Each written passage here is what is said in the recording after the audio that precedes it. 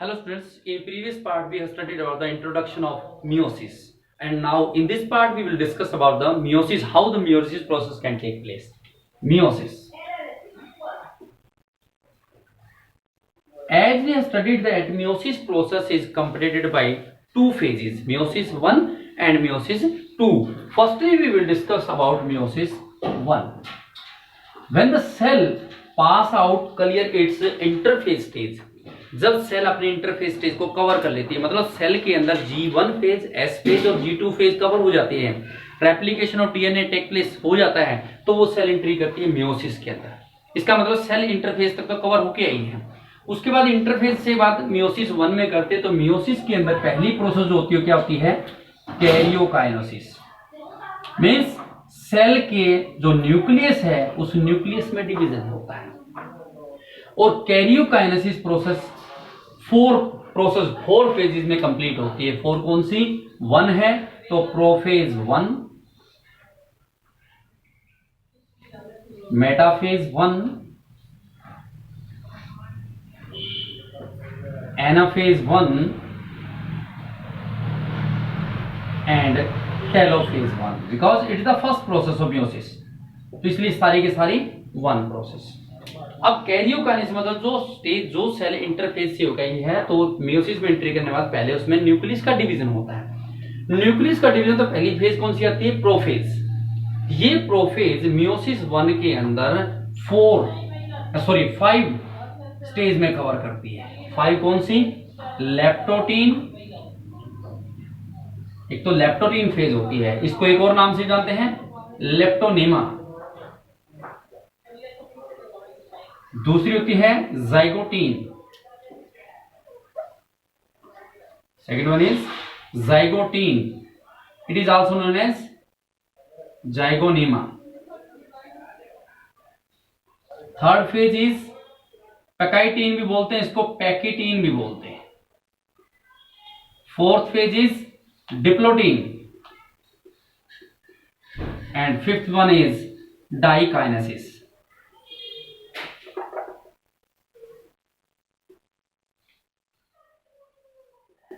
These 5 processes, 5 phase completed in prophase 1, यानी prophase 1 में सबसे पहले सेल में जो डिवीजन होगा prophase 1, it is the largest phase of the meiosis. Meiosis की जो प्रोफेज 1 है वो सबसे लॉन्गेस्ट फेज होती है, लंबा टाइम इसी में लगता है। तो किस बेसिस में डिवीजन होता है? जैसे ही सेल सबसे पहले कैरियोकाइनेसिस में डिवीजन होता है, किसमें होगा? प्रोफेज 1, और प्रोफेज 1 की पहली फेज कौन सी होगी? लेप्टोटीन। इसका मतलब सेल इंटरफेज के बाद कहां एंट्री करेगी? लेप्टोटीन के अंदर। सपोज कीजिए हमारे पास पहले ही सेल एक इंटरफेज में है, इंटरफेज है, सपोज हमारे पास एक सेल है, this is the cell which contain the nuclear membrane. Nuclear membrane and these are the centrioles. Centriole इसका मतलब कौन सी सेल? ये एनिमल सेल कंटेन है। सेंट्रियोल के perinuclear 5, 6, 7, 8, 9 perinuclear contents होता है, and it contains 4 fibres of chromatin. This is the interphase, यानी सेल अपनी जो इंटरफेज स्टेज है G1 फेज, उसके बाद S फेज और G2 फेज, इनको कंप्लीट करने के पश्चात, यानी यहां जो कंप्लीट करती है वो फेज होती है इंटरफेज। इसके बाद एंट्री करती है प्रोफेज के अंदर, क्योंकि इसमें न्यूक्लियर का डिवीजन होगा। प्रोफेज किसका? मेयोसिस 1 का। तो प्रोफेज 1 का पहली प्रोसेस क्या होगी? लेप्टोटीन। जब सेल लेप्टोटीन में डिवाइड होगी, जब सेल लेप्टोटीन में एंट्री करेगी, तो क्या डिवीजन होगा? सेम लेप्टोटीन के लिए क्या करेंगे? Cell, there is no special change occurred in the leptotenes. Nuclear membrane is present, there is no dissociation in nuclear membrane. Leptotene में सेल एंट्री करती है, लेप्टोटीन भी कह सकते हैं आप इसको, लेप्टोनीमा भी कह सकते हैं। इसमें सेल एंट्री करती है, nucleus membrane as it is बनी रहती है, there is no dissociation can of the nucleus membrane can take place. Centriole is also present with the perinuclear 5, 6, 7, 8, 9, but there is again some changes occurred in leptotenes, किसमें? Chromatin के अंदर। Chromatin में क्या हुआ, chromatin जो होते हैं वो एक थ्रेड लाइक स्ट्रक्चर में बीड्स मतलब मनके के जो होते हैं, मनके होते हैं, सेम उसी प्रकार से कंडेंस हो जाते हैं। तो यहां पर जो क्रोमेटीन है वो क्रोमेटीन कंडेंस हो जाते हैं। क्रोमेटीन कंडेंस इस वे से, पहली बात। इस स्टेज के अंदर एक चीज और, क्रोमेटीन जो होते हैं न्यूक्लियर मेम्ब्रेन से हो सकता है दोनों साइड में अटैच हो, या एक साइड तो मस्ट है कि वो न्यूक्लियर मेम्ब्रेन से अटैच हो जाते हैं, और अटैच होने के पश्चात इसमें बीड्स बना लेते हैं। कंडेंस होते हैं तो बीड्स बना लेते हैं, छोटे छोटे मनके के जैसे स्ट्रक्चर बना लेते हैं। तो फर्स्ट इसमें क्या चेंज हुआ? There is no other special change occur, only इसमें फर्स्ट चेंज क्या हुआ? क्रोमेटीन कंडेंस,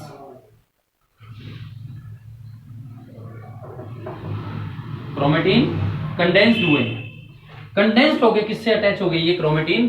किसके साथ? न्यूक्लियर मेम्ब्रेन के साथ। And attach with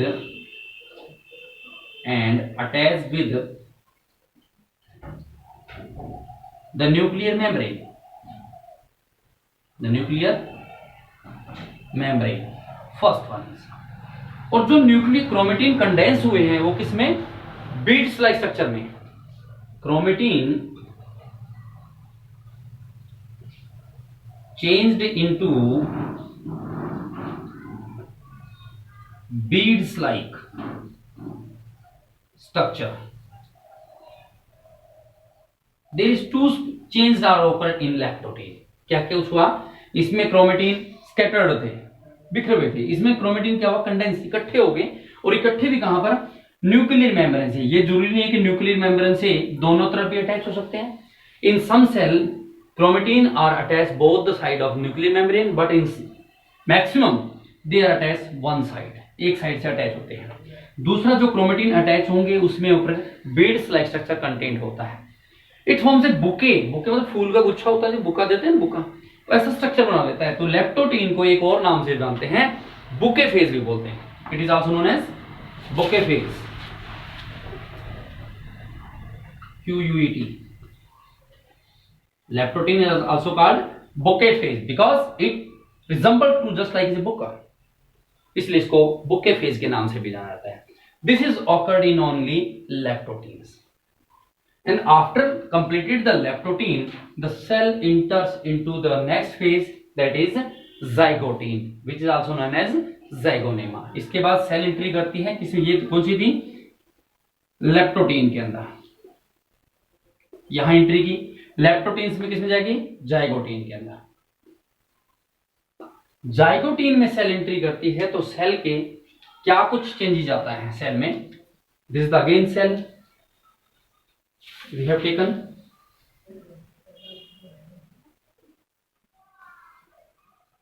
their is no dissociation occurred of the nucleus membrane in this phase also. इस phase में भी किसी प्रकार की न्यूक्लियस मेम्ब्रेन टूटती नहीं है। जाइगोटीन, ज़ाइगोनेमा भी कहते हैं इसको। तो पहली फेज क्या आप क्या शो करेंगे? इसमें न्यूक्लियस मेम्ब्रेन जो होगी एज इट इज दिखाई देती है। There is no dissociation of the nucleus membrane can be take place. Centriole present, division तो सेंट्रियोल का स्पेस में हो चुका है, लेकिन यहां से वो मूवमेंट नहीं करते। मूवमेंट अभी नहीं करेंगे, मूवमेंट लास्ट फेज में करेंगे डाइकाइनेसिस के अंदर। डाइकाइनेसिस के अंदर वहां फेज में जाकर के मूवमेंट करेंगे, अदरवाइज अब तक यहीं इकट्ठे रहते हैं। न्यूक्लियस का डिवीजन हो चुका होता है। न्यूक्लियस का डिवीजन तो एस फेज में हो चुका है, लेकिन यहां से जो सेंट्रियोल का डिवीजन तो एस फेज में होता है, लेकिन ये सेंट्रियोल यहां से माइग्रेट नहीं करते, ये यहीं दिखाई देते हैं। अब इस फेज के अंदर क्या होता है कि जो क्रोमेटिड थे वो बीड्स लाइक स्ट्रक्चर के अंदर यहां क्या होंगे? क्रोमोसोम्स होते हैं, यानी क्रोमेटिड से किसमें? क्रोमोसोम में चेंज हो जाते हैं, और ये क्रोमोसोम्स क्या होते हैं? पेयर बना लेते हैं। Pairing of homologous chromosome, homologous chromosomes take place।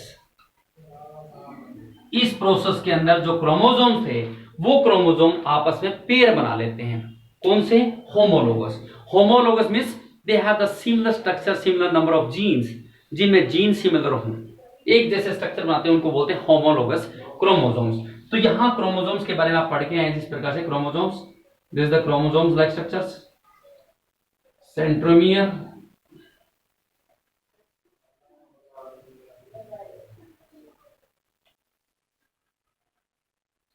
ये पेयर बना लेते हैं। 4 क्रोमोसोम थे, वही 4 क्रोमोसोम क्रोमेटिड से क्रोमोसोम में चेंज हो गए। मैग्नीफाइड करके चेक करते हैं, ये प्रोसेस तो स्टार्टिंग से है, एस फेज में ही डीएनए डबल हो चुका है, लेकिन ये हमें फेज टू फेज मैग्नीफाइड करके चेक करते हैं, तो इस फेज में कुछ इस वे से शो होता है। अब यहां जो शो, ये क्रोमोसोम एक पेयर में है, ये क्रोमोसोम एक पेयर में है, तो एक पेयर में इसका मतलब कौन से क्रोमोसोम है? ये होमोलोगस क्रोमोसोम है।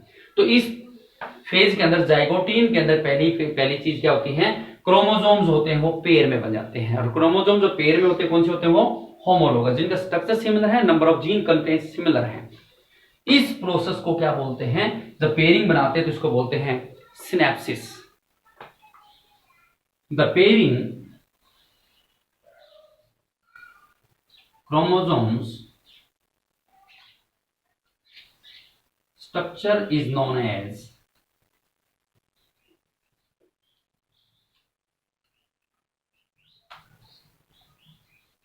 synapses. Synapses, not synapse. Synapse, it is the gap between the two neurons, but it is being the synapses.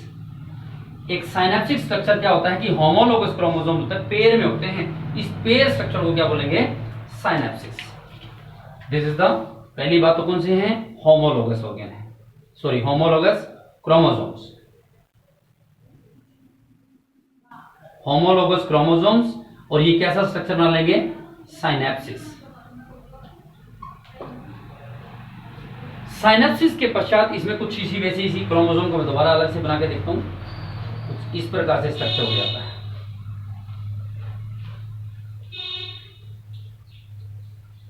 अब हम ऑलरेडी पढ़ चुके हैं कि इसके सेल के भी होते हैं, जो रेप्लिकेशन ऑफ डीएनए होता है, डबल डीएनए कॉपी होता है, इसका मतलब इसकी 2 फेजेस कुछ इस वे से कंसिस्ट होती है।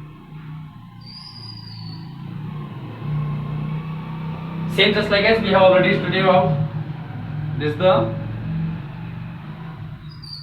ऐसा स्ट्रक्चर शो हुआ था, क्योंकि कंस्ट्रिक्टेड हो जाती है बीच की वाल, और कंस्ट्रिक्टेड होने के पश्चात एक इसका ओरिजिनल डीएनए, एक इसकी copy, complementary stand, original DNA complementary stand, original DNA complementary, original complementary, तो डीएनए की डबल कॉपी हो जाती है। स्ट्रक्चर वही है एज इट इज, इसमें भी यही ऐसा स्ट्रक्चर आपको शो होता है। पहली बात तो क्रोमोसोम पेयर में होते हैं, पेयर क्रोमोसोम जो होमोलोगस हैं, उस स्ट्रक्चर को हम क्या बोलेंगे? साइनेप्सिस। एंड इस स्ट्रक्चर जो साथ में शो कर रहा है उसको क्या बोलते हैं? 2 क्रोमोसोम हैं, डायड बोलते हैं। क्या बोलेंगे इसको? Dyad. This the dyad. Dyad कौन सा? ये सिंपल ओनली, ये शो होगा simple, this is the dyad. और डायड के साथ साथ और इसको क्या बोल सकते हैं? वाइब्रेंट भी बोलते हैं, it is also known as bivalent. 2 हैं तो डायड और वाइब्रेंट भी बोलते हैं। क्लियर? उसके बाद सेल में फिर दोबारा ग्रोथ क्रोमोसोम के अंदर शो होती है, ग्रोथ कुछ इस वजह से सेल बीच में श्रिंक हो जाती है, इसका जो क्रोमेटिड है श्रिंक हो जाता है, और श्रिंक होने के पश्चात कुछ इस वजह से स्ट्रक्चर बना लेते हैं। तो पहले आप इससे यही प्रोसेस की, इस प्रोसेस के अंदर जाइगोटीन में क्या होता है दोबारा देखिए। जैसे सेल इंटरफेस स्टेज को कंप्लीट करती है तो सेल एंट्री करते हैं मियोसिस 1। मियोसिस के अंदर मियोसिस 1 पहली स्टेज है।